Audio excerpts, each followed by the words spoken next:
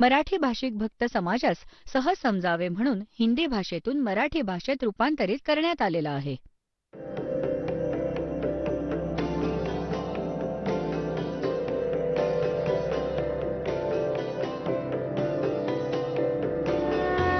और ज्ञान सब ज्ञान डी कबीर ज्ञान सो ज्ञान, और जैसे घोड़ा तोब का करता चले मैदान. जगद्गुरु तत्वदर्शी संत रामपालजी महाराजांचे अमृत वचन सर्व पवित्र धर्मांच्या व पवित्र शास्त्रांच्या आधारावर. बंदी छोड़ कबीर परमेश्वर जी की जय. बंदी छोड़ गरीबदास जी महाराज जी की जय. स्वामी राम देवानंद जी गुरु महाराज जी की जय हो.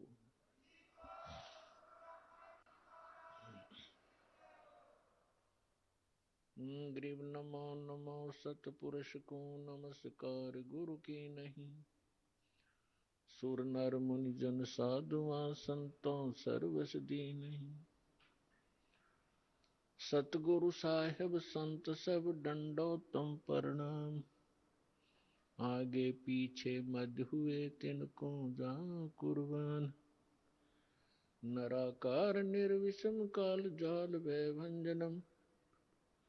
निर्लेपम निज निर्गुणम अकल अनुपवेशुंडनम. सोहम सुरति समाप्तम सकल समाना नीरतल. उज्ज्वल हिरंबर हरदमम बेपरवा अथाह. वार पार नहीं मज्जतम. ग्रीव जो सुमर सिद्ध होई. गणनायक गलता ना करो अनुग्रह सोई. पारस पद परवाना. आदि गणेश मनाऊं गणनायक देवन देवा. चरण कमल लो लाऊं आदंत करूं सेवा. परम शक्ति संगीतम रिद्धि सिद्धि दाता सोई. अवगत गुण अतीतम सत्य पुरुष निर्मोही. जगदम्बा जगदीशम मंगल रूप मुरारी. तन मन अर्पों शेषम भक्ति मुक्ति भंडारी.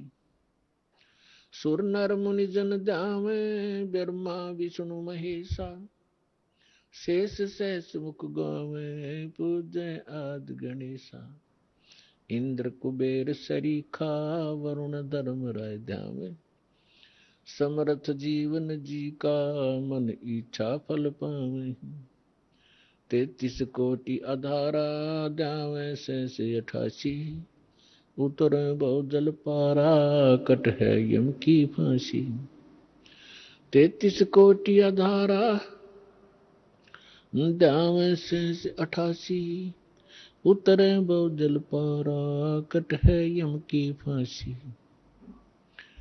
कर जोरूं विनती करूं धरूं चरण पर शीश.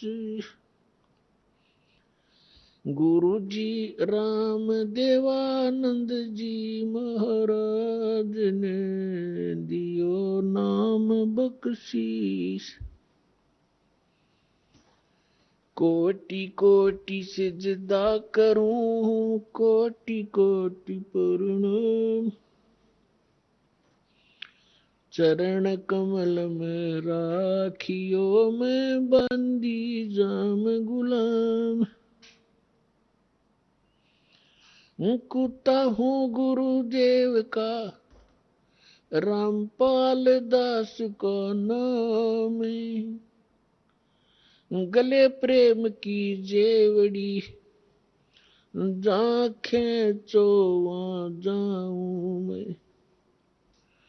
तो करो तो बावड़ू दूर दूर करो तो जाऊं. जो राखो तो ही रहूं जो देवो सो खाऊं.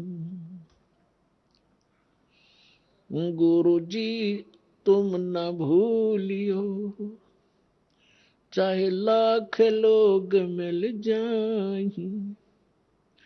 हमसे तुमको बहुत है, तुम जैसे हमको नहीं। तुम्हारे विसारे क्या बने, मैं किसकी शरण में जाऊं।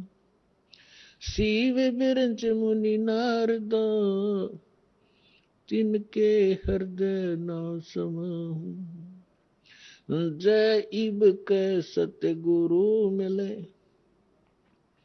सब दुख आँखों रोए। चरणों ऊपर शीश धरूं, कहूं जो कहनी हो। कबीर साईं मिल लेंगे, पूछेंगे कुशलात। आदि अंत की सब कहूं, अपने दिल की बात। गुरु जी तुम ना भूलियो,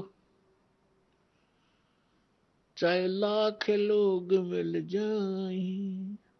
हम जैसे तुमको बहुत हैं, तुम जैसे हमको नहीं।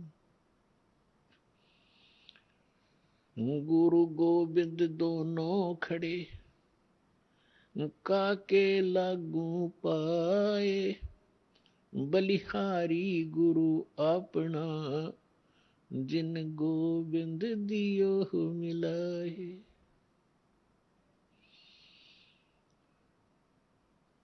गुरु मानुष कर जानते, ते नर कहिए अंध।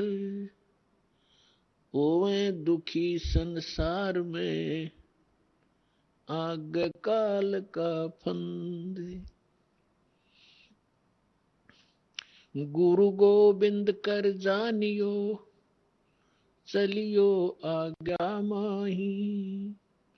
कहें कबीरता दास को, तीन लोक भय नाही। कबीर गुरु के दिल से उतरे, वो नाम बेहू ना होए। जाको काल घसीट ही, राख सके न कोई। जिन बातों से गुरु दुख पावे है, उन बातों को दूर भगावे। गुरु भगता मम आत्म होई, वाके हृदय रहूं समोई। बिन गुरु मिले मोहे ना पावे, युगन युगन भव भटका खावे। परमपिता परमात्मा पूर्ण ब्रह्म, साऱ्या सृष्टीचे रचनाहार कबीर देवजी, कबीर साहेबजी, ते धाणक कबीर, विणकर कबीर काशीमध्ये जे एका साधारण व्यक्तीप्रमाणे राहत होते. पुण्यात्म्यांनो, समर्थ कधीही लोक दिखावा नाही करत. कबीर साहेब म्हणतात, बड़े बड़ाई ना करें और छोटे बहुत इतराएं। बड़ा बड़ाई ना करे, छोटा बहुत इतरावे। और जो प्यादा फर्जी हो, वो टेढ़ा मेढ़ा जावे. परमात्मा काय म्हणतात, जसे हे कच्चे रस्ते पायी चालण्यासाठी शेतात तयार केले जातात, ते अस्थायी असतात. कुणाच्या शेतातून तर असं म्हणतात असे वेडेवाकडे चालतात. आणि जे योग्य स्थानी तयार केले जातात, म्हणतात ते स्ट्रेट असतात, सरळ असतात, ते परमनंट असतात. तर अशाच प्रकारे परमात्मा समर्थ होते. त्यांना कोणते अवडंबर माजवण्याची मुळीच आवश्यकता नव्हती. इतर ज्यांना आपण भगवान मानायचो, आता पुण्यात्म्यांनो, खास करून आपल्या हिंदू धर्मामध्ये आपण ज्यांना भगवान मानत होतो, त्या सर्वांना कोणते तरी राजपद प्राप्त होते. खास करून आपण भगवान श्रीरामांना, भगवान श्रीकृष्णाला, खास करून आपण यांनाच भगवान मानायचो.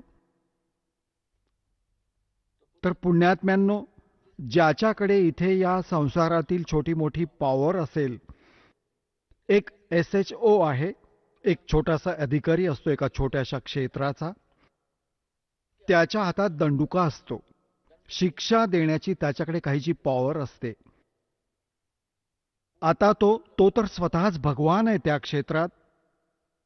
कोणी मंत्री आहे, त्याच्याकडे पॉवर आहे छोटी मोठी सूट देण्याची, तर तो स्वतः भगवान आहे.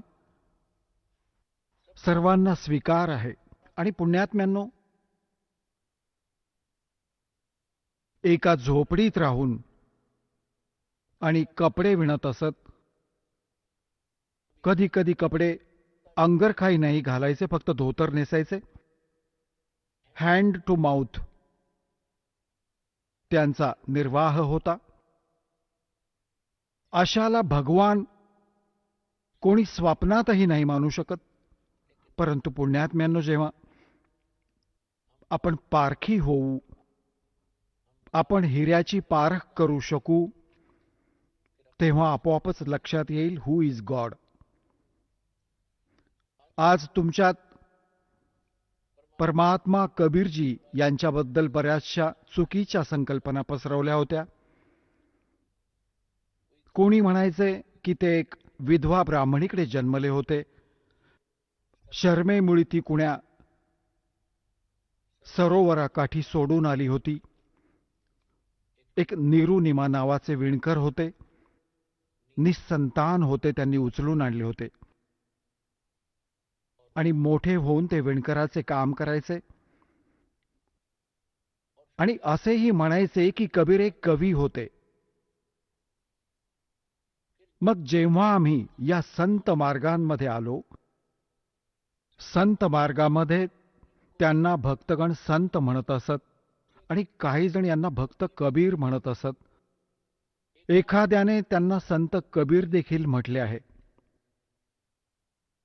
परंतु कबीरपंथीही कबीरजींना परमात्मा नाही मानत, ते सद्गुरू म्हणतात. तर इथे परमात्मा, इथे गरीबदासजी म्हणतात, एक ना भूल्या दो ना भूली, भूली सब संसारी. सर्व काही विसरलेले आहेत परमात्मा कोण आहे. आणि ज्याच्या नावाने भाकर खातात कबीरपंथी, त्यांनाही नाही माहिती कबीर साहेब समर्थ आहेत, सृष्टीचे रचनाहार आहेत. ते देखील फक्त एक सद्गुरू म्हणतात. त्या सर्वांचे व्हिडिओ, त्यांची प्रवचने, इंटरव्ह्यू रेकॉर्ड करून ठेवलेले आहेत. आता भले त्यांनी कितीही बकवास करावी, समाजाला सर्व समजले आहे त्यांचे किती नॉलेज होते. आज तुम्हाला परमात्म्याच्या प्रकटनाविषयी सांगतो. तसे तर भगवान स्वतः म्हणाले आहेत, चारों युग में संत पुकारे, कूक कहा हम हेल रे. हीरे माणिक मोती बरसे, यो जुग चुगता डेल रे. परमात्मा म्हणतात, चारही युगात मी आलो आणि प्रत्येक युगात चांगल्या आत्म्यांना, संतांना भेटलो, त्यांना स्वतःची ओळख करून दिली आणि त्या महापुरुषांनी माझ्याशी परिचित होऊन माझा महिमा छाती ठोकपणे स्थानोस्थानी जाऊन ऐकवला. तर परमात्मा म्हणतात, सतयुग में सत सुकृत कह टेरा, त्रेता नाम मुनींदर मेरा. द्वापर में करुणा में कहाया, कलयुग नाम कबीर धराया. आज मी तुम्हाला कलियुगामध्ये परमात्म्याच्या प्रकट होण्याविषयी ऐकवतो. थोडीशी बॅकग्राऊंड देखील सांगतो. द्वापार युगात एक सुदर्शन नावाचे सुपज होते. शेड्यूल कास्ट होते, वाल्मिकी जातीत जन्मले होते आणि ते त्यावेळी परमेश्वर कबीरजी करुणामय नावाने प्रकट होते द्वापार युगात. जेव्हा करुणामय नावाने परमात्मा प्रकट होते त्यावेळी काही एक हंस परमात्म्याच्या शरणी आले होते, त्यांचे कल्याण केले होते. एकतर राणी इंद्रमती होती, इंदुमतीही म्हणतात, इंद्रमती, जे विशेष अजूनही राजा जगजीवन होते, परंतु खास करून आपल्या या सत्संगाविषयी आम्ही काही एक महापुरुषांची माहिती आपल्याला देतो. आणि त्यातले एक सुदर्शन नावाचे वाल्मिक होते. आणि परमात्माही त्यावेळी करुणामय नावाने एका वाल्मिकीला सरोवरावर भेटले होते, जे निस्संतान होते. आणि सुदर्शनजी त्याच वाल्मिक कुटुंबामध्ये, कुळामध्ये इतर कोण्या कुटुंबाशी संबंधित होते. केवळ त्यावेळी त्या वाल्मिकी समुदायाशी त्या सुदर्शनजींनी परमात्मा करुणामयजींकडून उपदेश घेतला होता. आणि त्यांनी त्यांना खूप चांगल्या प्रकारे ओळखले होते. परमात्मा त्यांना सचखंडात घेऊन गेले होते, सुदर्शनजींना. आता ज्यांनी परमात्म्याला सचखंडात पाहिले, संपूर्ण जग एकीकडे आणि तो महापुरुष एकीकडे, ह्या कलियुगातही तुमच्या समोर दासाने खूप वेळा त्या महापुरुषांची शुभ नामे सांगितली आहेत, ज्यांना परमात्मा भेटले, तर तेही दृढ झाले होते. आदरणीय धरमदास साहेबजी, आदरणीय मलुकदास साहेबजी कलियुगात, आदरणीय नानकदेव साहेबजी, आदरणीय दादू साहेबजी, आदरणीय गरीबदास साहेबजी गावछुडानी, जिल्हा झज्जर हरियाणा वाले, आदरणीय घिसादास साहेबजी गाव खेकडा, आता जिल्हा बागपूर झाला,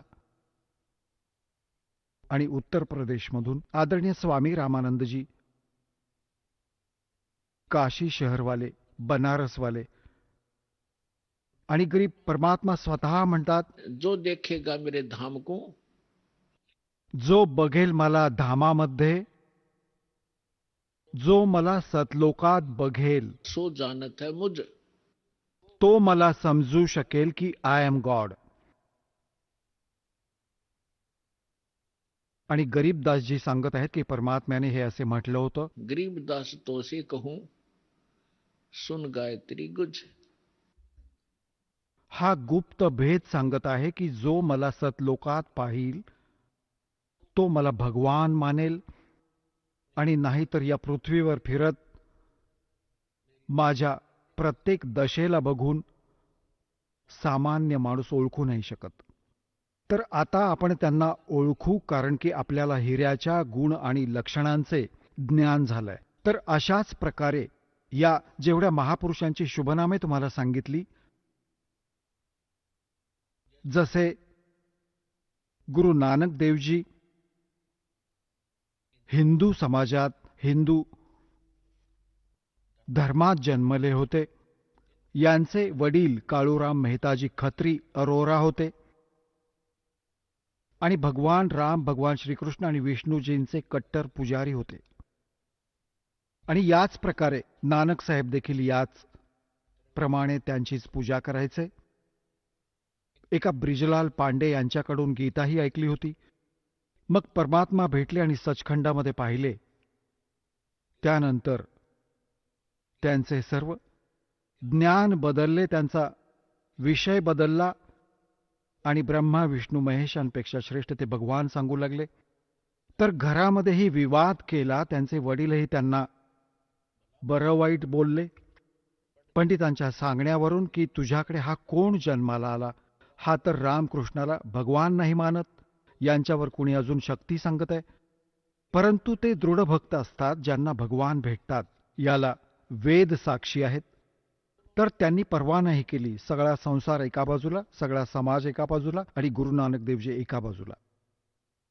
ते निश्चयी राहिले आणि सफल झाले.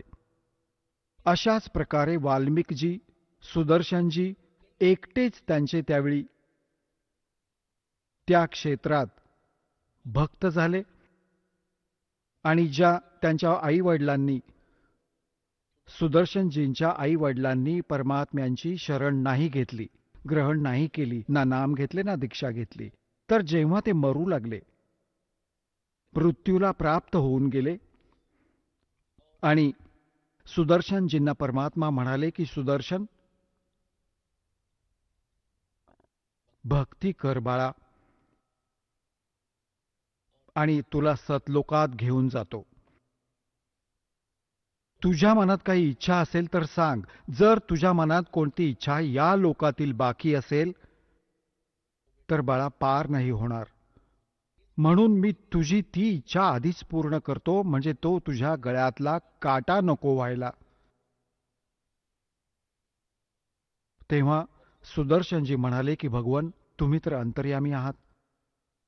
तुम्ही ज्ञान असे दिले, हे इथले सोने, हे सुवर्ण मला माती समान वाटते. इथले गुपित तुम्ही सांगितले की इंद्र दा राज कागदा बेष्टा अरना भोगा इंद्राणीनु. इंद्र स्वर्गाचा राजा, स्वर्गाचे राज्य ही आमच्यासाठी तुमच्या ज्ञानामुळे समजले की कावळ्याची विष्ठा आहे, युजलेस, जीव आपले जीवन नाश करण्यासारखे.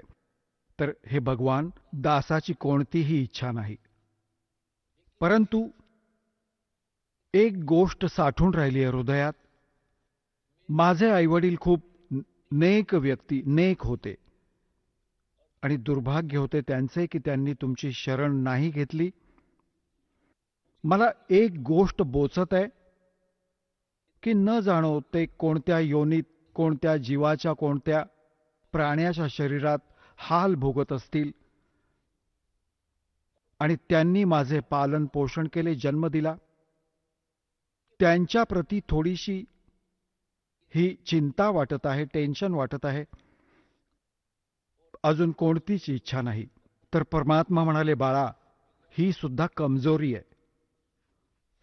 कमजोरी म्हणजे आता इथे जसे रामनामाच्या गाडीचे एक पंक्चर झाले बाबा, तुझं कोणताही टायर झाला असेल, उभी राहील, मग उपयोग काय झाला? असं म्हणतो की फक्त एक पंक्चर झाले, बाकी गाडी ओके.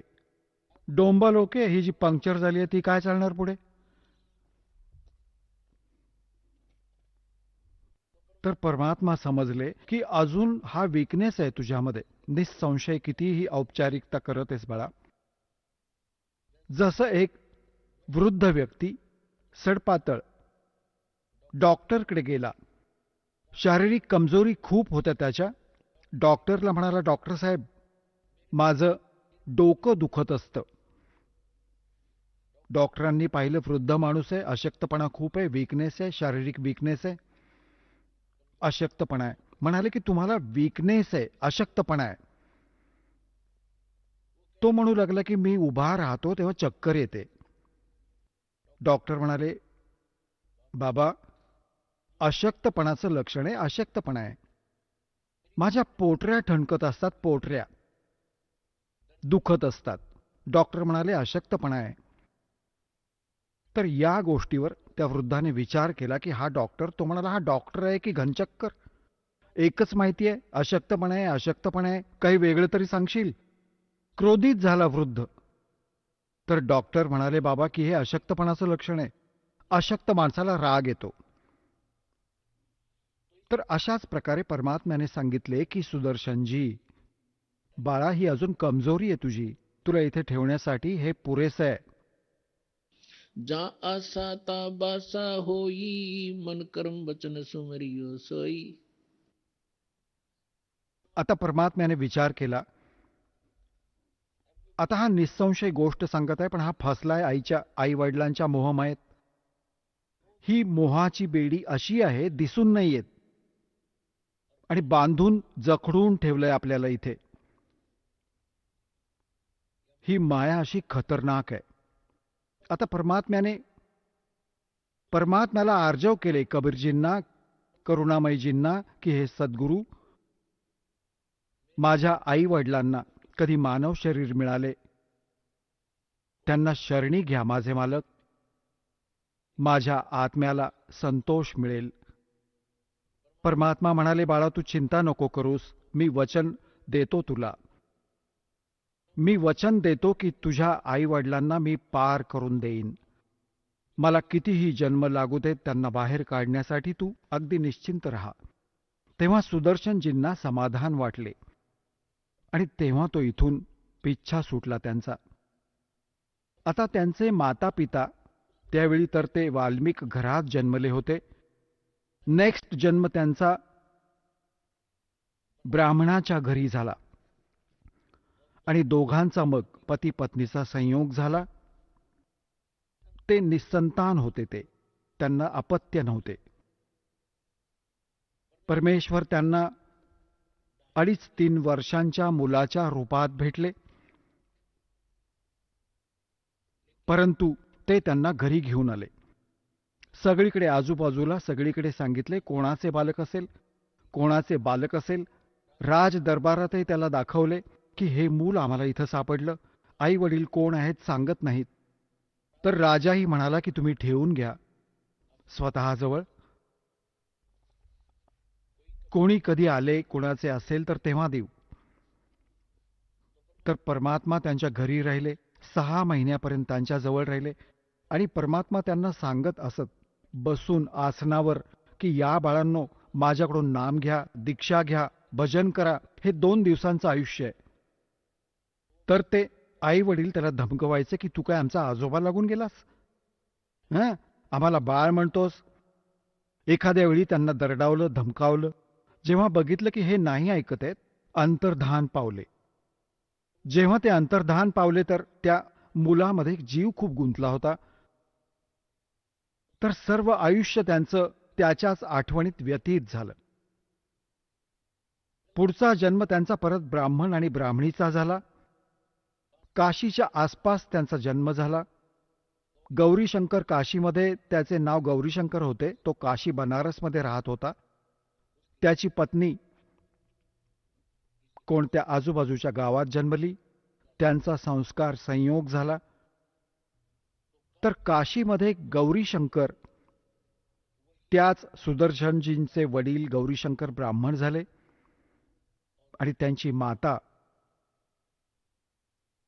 सरस्वती नावाने गौरीशंकरसोबत पत्नी रूपात राहू लागली.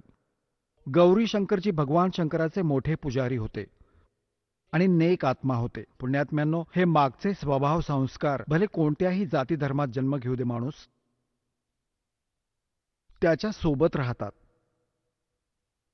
आता ते ब्राह्मण कुळात जन्मले होते आणि ब्राह्मण काशीचे तर जवळजवळ त्यांचा व्यवसाय हाच होता, आपला उदरनिर्वाह चालवणे, जगाची दिशाभूल करणे, तंत्रमंत्र सांगणे, श्राद्ध घालणे, पिंड घालणे, दिशाभूल करणे. परंतु त्यांचा आत्मा मानत नव्हता. ते फक्त भगवान शंकराचा महिमा गात असत, शिवपुराणातील कथा ऐकवत असत. त्या कथेतून जो काही पैसा मिळायचा त्यातून निर्वाह करायचे आणि जो शिल्लक राहायचा त्याचा भंडारा घालायचे, साठवून ठेवत नव्हते. ज्या कारणाने त्यांच्या या क्वालिटीमुळे, या गुणांमुळे साधारण हिंदूचे, त्यांच्याप्रती साधारण हिंदूंची एक विशेष जी आस्था होती, सगळ्यांच्या तोंडी त्यांचं नाव होतं की खूप नेक माणूस आहे, काही आधाशीपणा नाही करत, निस्वार्थ कथा ऐकवतो. आणि त्यामुळे इतर जे रोजी रोटीवाले ब्राह्मण होते, ते पंडित, ते गौरीशंकरची ईर्ष्या करायचे की सगळे याचीच प्रशंसा करतात, बरेच लोक याचीच कथा ऐकायला जातात. तर त्याला कमी लेखण्यासाठी ते खूप प्रयत्नशील होते, परंतु त्यांचे काही चालत नव्हते, डाळ शिजत नव्हती.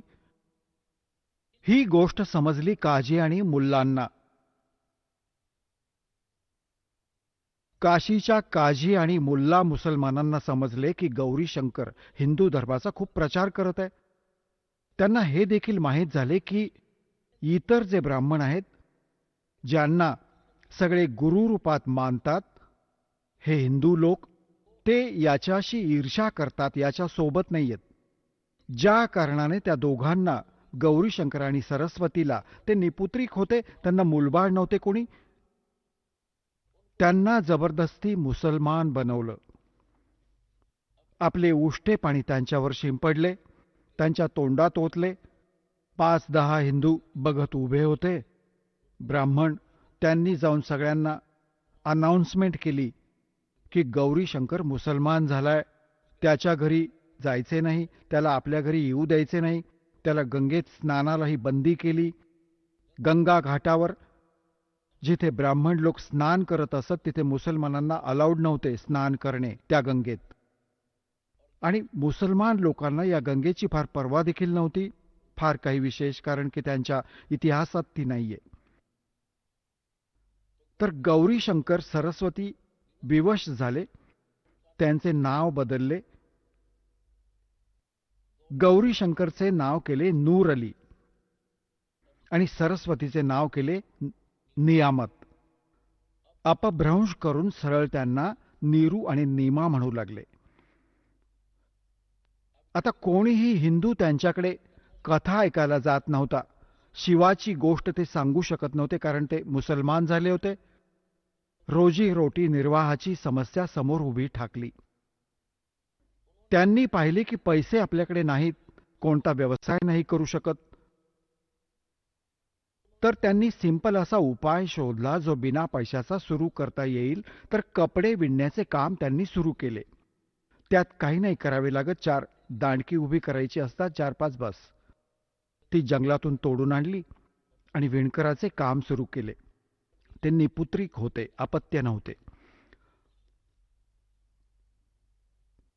असाच काही काळ अजून लोटला. ते भलेही मुसलमान झाले होते, परंतु भगवान शंकराची आस्था, श्रद्धा ते विसरू शकत नव्हते. जेव्हाही कोणते संकट यायचे तेव्हा भगवान शंकराला आर्जव करायचे. आता गंगाजी गंगा घाटावर स्नान करायला बंदी केली. रोज स्नान करण्याची सवय त्यांना लागली होती. त्यासाठी त्यांनी एक ठिकाण शोधले जे लहरतारा नामक एक स्थान होते, जिथे खूप मोठे एक सरोवर होते, लहरतारा सरोवर.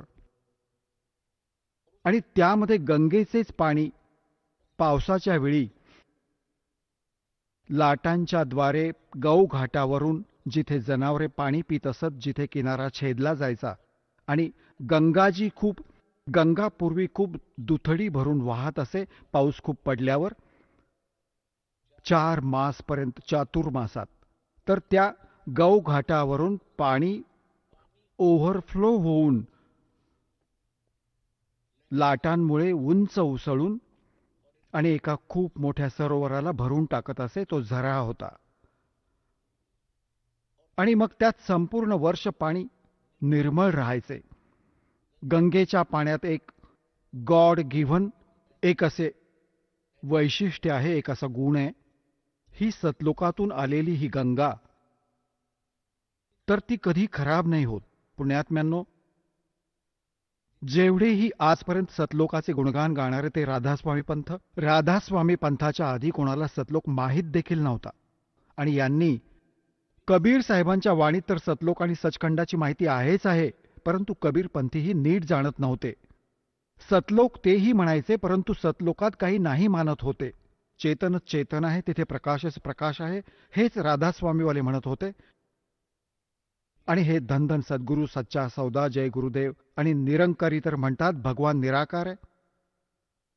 आणि एखाद्या हिंदूला विचारले, एखाद्या मुसलमानाला विचारलं, एखाद्या शीख किंवा ईसाईला विचारलं, परमात्म्याला ते निराकार सांगतात. आता सत्य, ज्या महापुरुषांनी भगवानांना पाहिले, मग या दासावर कृपा झाली. आता तिथे काय, सगळी सृष्टी अशीच आहे जशी इथे आहे. ही डुप्लिकेट आहे आणि ती ओरिजिनल आहे. तिथे या 5 तत्वांपासून बनलेले कोणतेही मटेरियल नाहीये, एका तत्वापासून बनलेले. जसे 5 तत्वांनी इथे हे शरीर बनलेले आहे. आता यात कोणतेही तत्व दिसून येत नाही, हे 5 तत्वांनी बनलेले आहे. मृत्यूनंतर जेव्हा याला स्वाहा केले जाईल, हे आपापल्या तत्वात विभागले जाईल.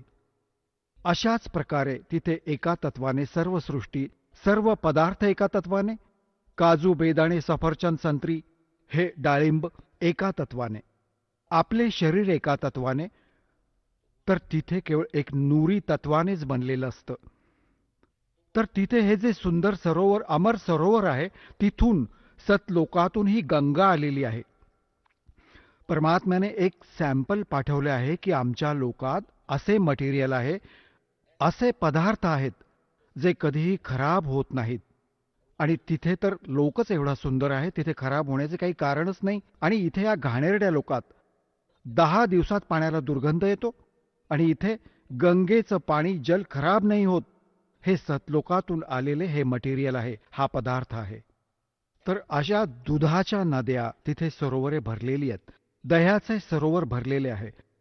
तिथे मधाचे सरोवर भरलेले आहेत. सगळ्या प्रकारचे पदार्थ आहेत.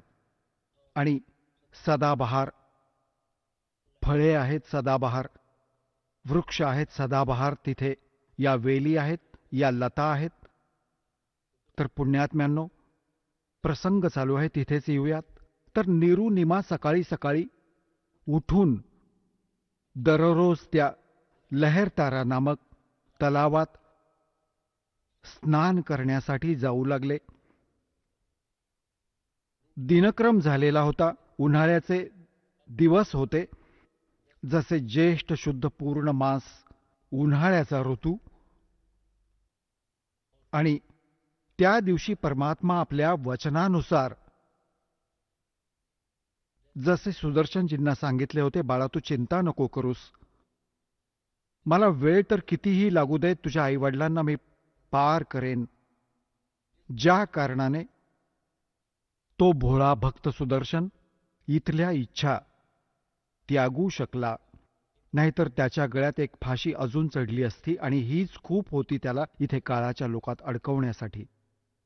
परंतु पुण्यात्म्यांनो, परमात्मा म्हणतात, माझ्या शरणी जेव्हा तुम्ही याल मग माझे काम आहे. तुम्ही माझ्या मर्यादेमध्ये राहा, माझ्यापासून दूर नका होऊ. मग मी स्वतः करेन तुमची सर्व कामे. कसे तुम्हाला पार करायचे आहे ही माझी ड्युटी आहे. आता जसे परमात्म्याने फॉर्म्युले सांगितले आहेत. द्वार धनी के पड़ा रहे, धक्के धनी के खावे, 100 काल झकझोल ही पर द्वार छोड़ ना जावे.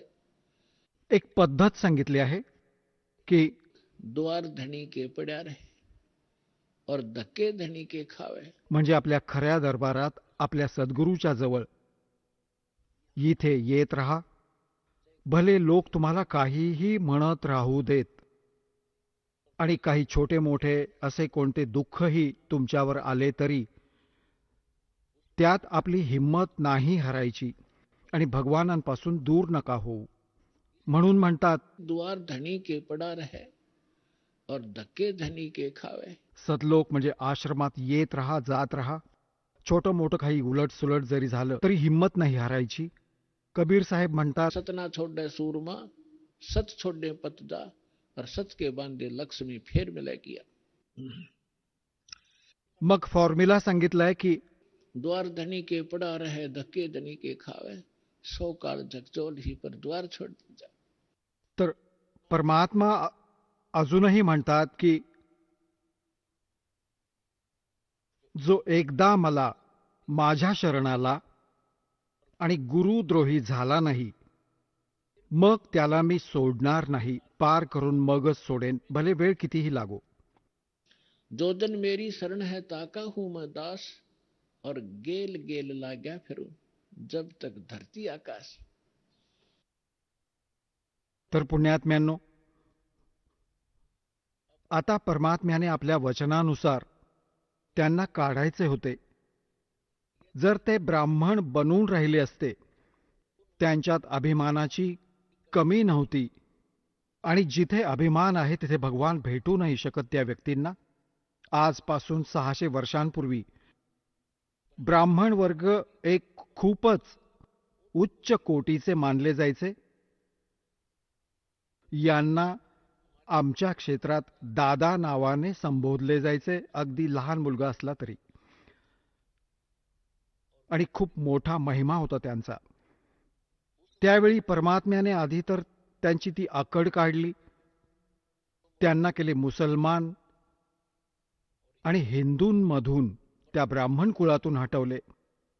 आता ते निसंशय मुसलमान झालेले होते, परंतु ते एका साधारण व्यक्तीप्रमाणे आपली गुजराण करायचे, जे नमाज वगैरे जे सांगितले होते ते करत होते, परंतु अंतःकरण त्यांचे तुटलेले होते. त्यांच्यामध्ये कोणताच अभिमान नव्हता. तर परमात्मा ज्येष्ठ शुद्ध पौर्णिमा संवत 1455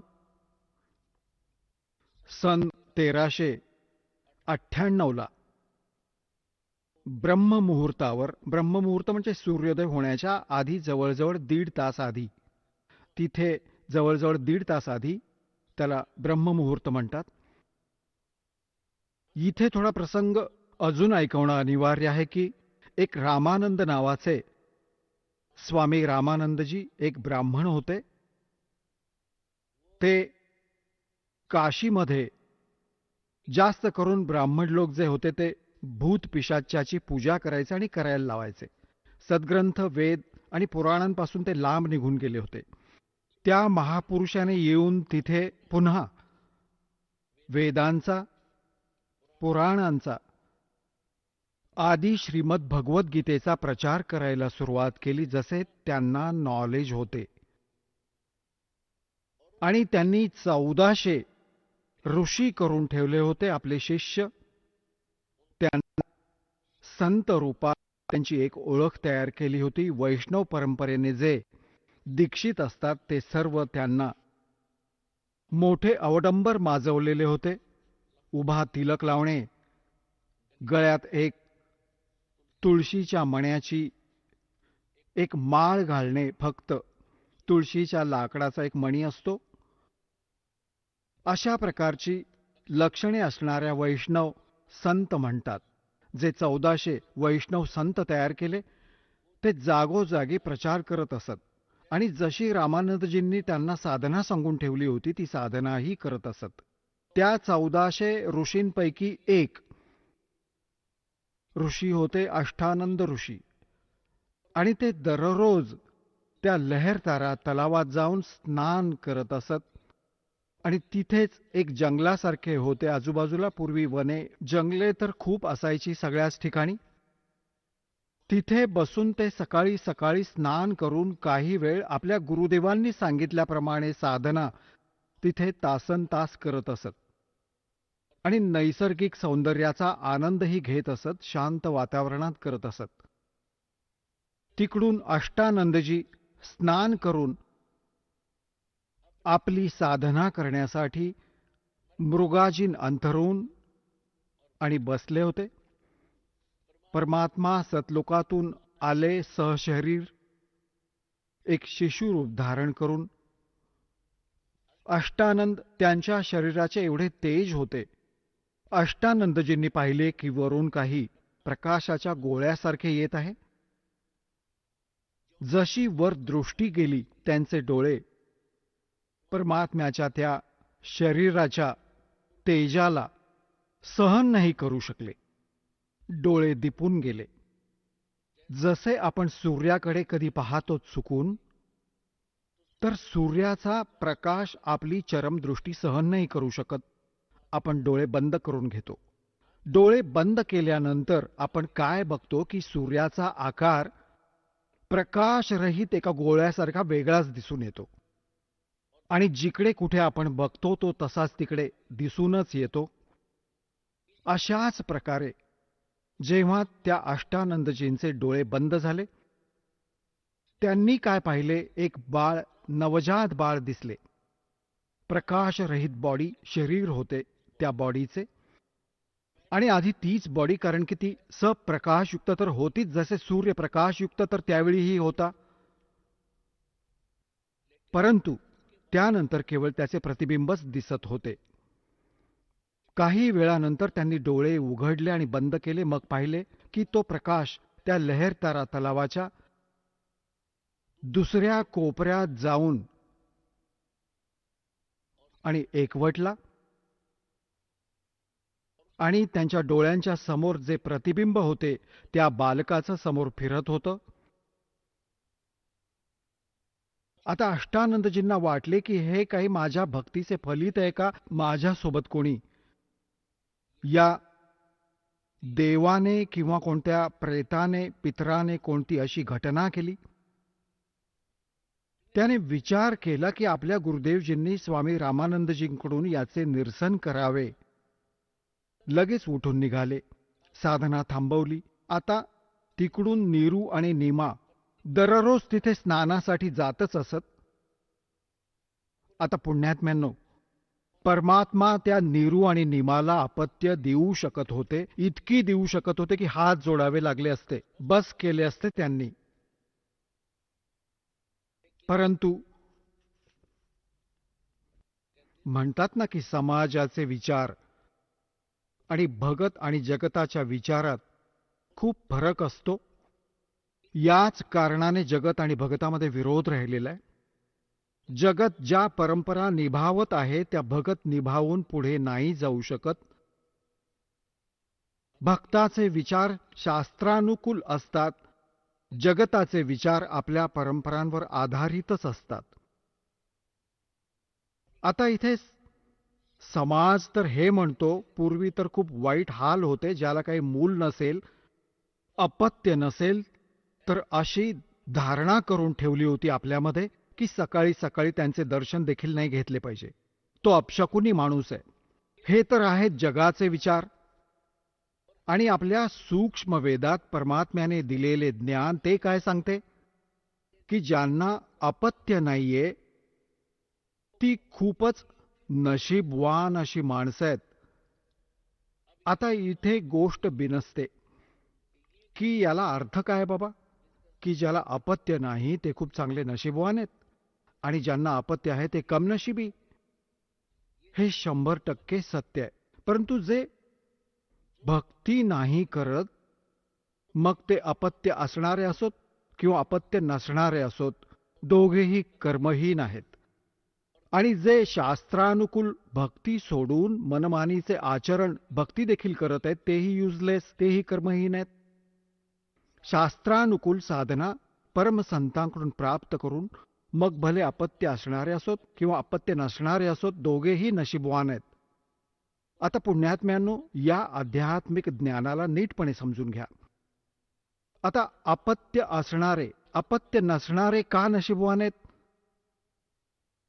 पुण्यात्म्यांनो, माझा हेतू आहे, परमात्म्याचा हेतू आहे, तुम्हाला या घाणेरड्या दलदलीतून बाहेर काढणे.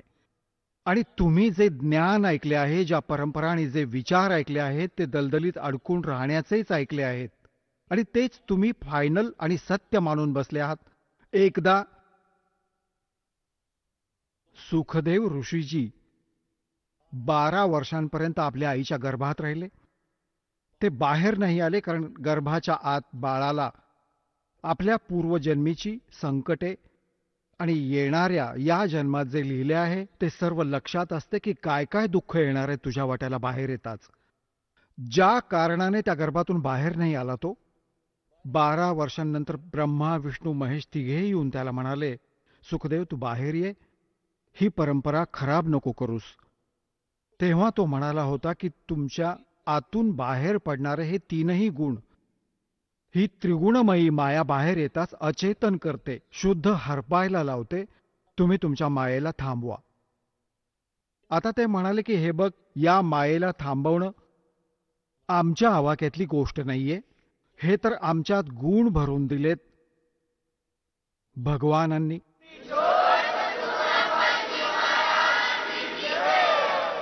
चला आता आपण त्या श्रद्धाळूंचे अनुभव जाणून घेऊयात, ज्यांनी जगद्गुरू तत्वदर्शी संत रामपालजी महाराजांकडून दीक्षा प्राप्त केलेली आहे, तसेच त्यांच्याद्वारा सांगितलेल्या भक्ती मार्गावर चालत आहेत. नमस्कार सतसाहेबजी.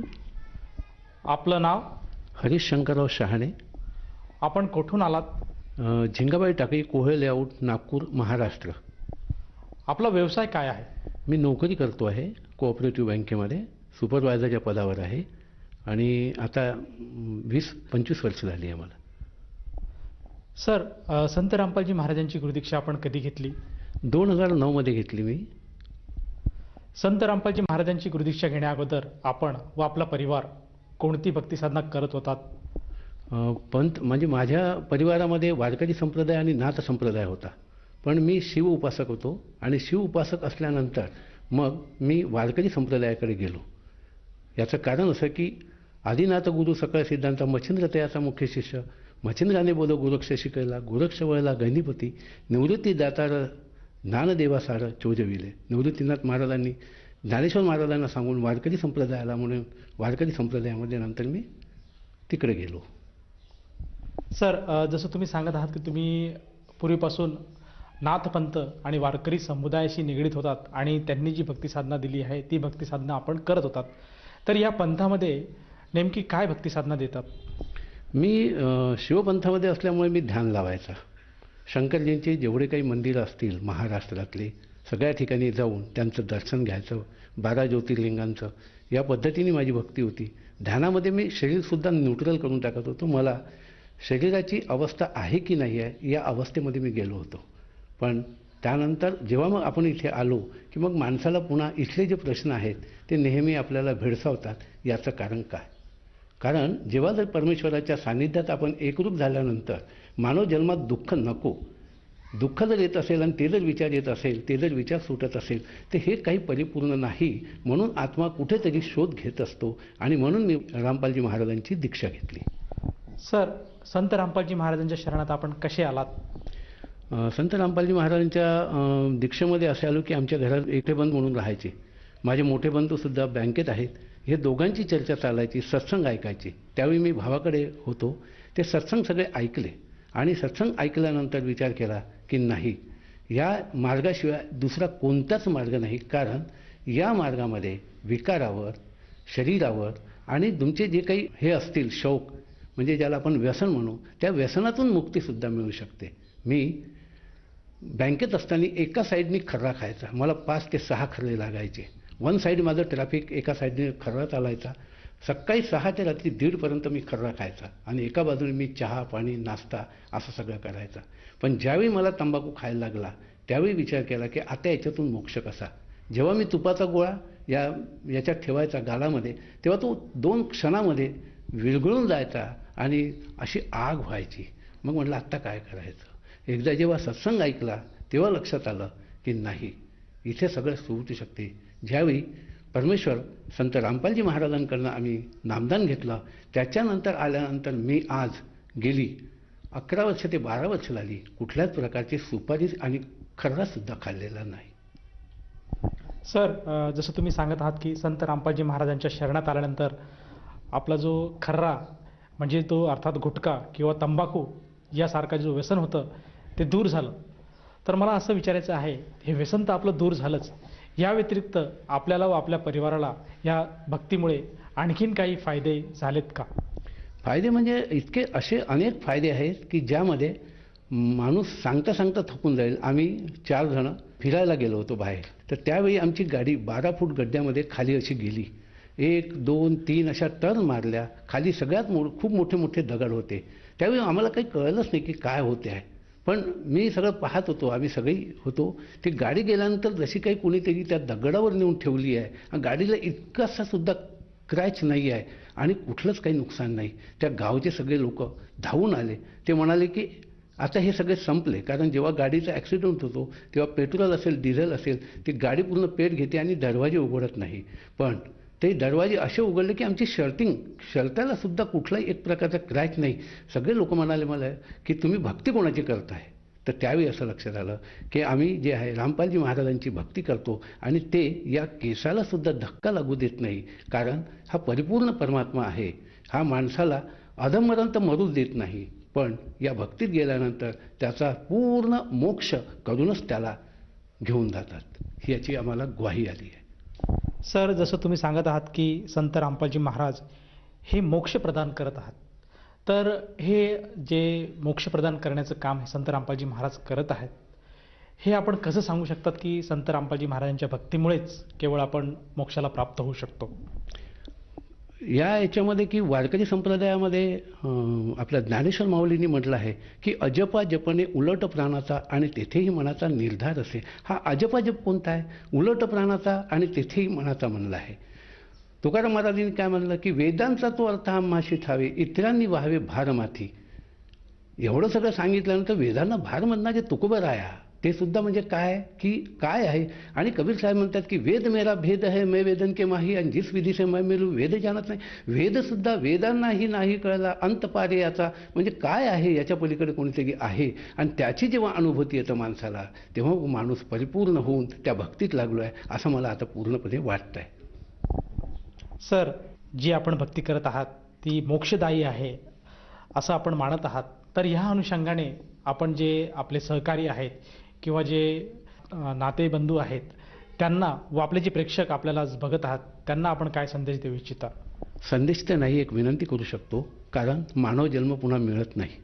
मानव जन्माचं मुख्य कारण पोट भरणे नाही आहे. पण या आपण भगवद्गीतेच्या 11व्या अध्यायाच्या 32व्या श्लोकामध्ये काय म्हणलं आहे की कालोस्मी लोकक्षय प्रवृत्त लोकांना संहार्तुं मिह प्रवृत्त ऋतेबी त्वान भविष्यंती सर्वे व्यवस्थिता प्रत्युनुकृषी योद्धा. त्याने भगवान कृष्णाला सुद्धा युद्ध करायला भाग पडला आहे. आपण इथे मानव जन्माला आल्यानंतर सुद्धा प्रत्येकजण आपण आपल्या परिवारासाठी इतकं काही झटतो आहे पण त्या परिवाराची पूर्ण इच्छा होत नाही आहे आणि परिवारामध्ये सुख आणि शांतीसुद्धा मिळत नाही. कारण काय, प्रत्येक जीव इथे भक्ती करून राहिला पण कोणाला सुख आणि शांती नाही आहे. कोणाचा हात गेला, कोणाचा पाय गेला, कोणाला कॅन्सर झाला आहे, कोणी कोणत्या व्याधीने ग्रसला आहे. असं इथे काय आहे, भक्ती करून नाही राहिले का जीव? सगळेजण भक्ती करून राहिले पण वास्तविक काय आहे? जर समजा वडील परिपूर्ण आहेत ते आपल्या पोरांना दुःख देऊ देत नाही.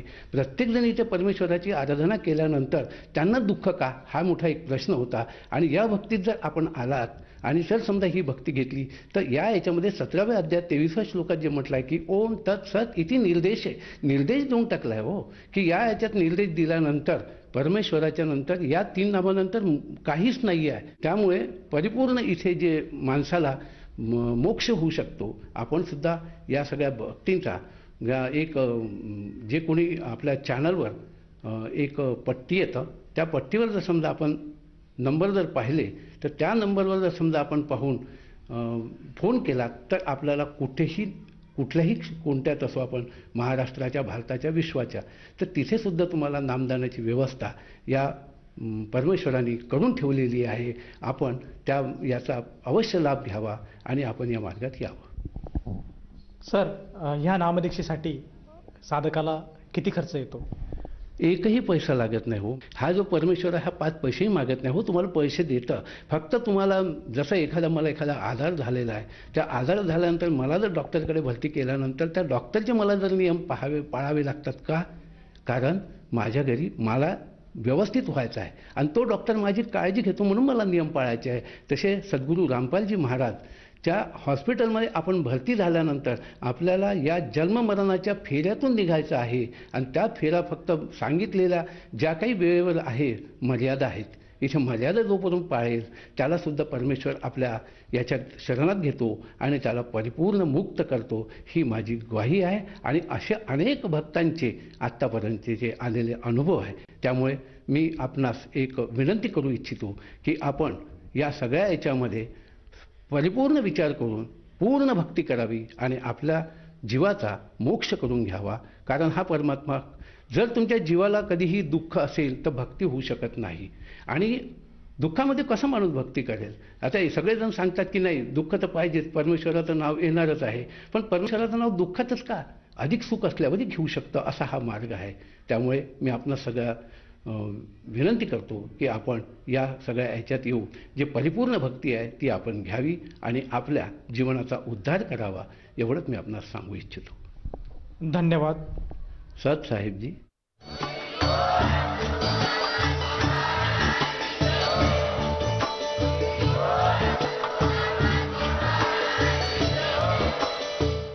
आपण ऐकत होता जगद्गुरु तत्वदर्शी संत रामपालजी महाराजांचे मंगल प्रवचन. निःशुल्क नामदीक्षा प्राप्त करण्यासाठी आणि अधिक माहितीसाठी संपर्क करा 7030303951 7030303952.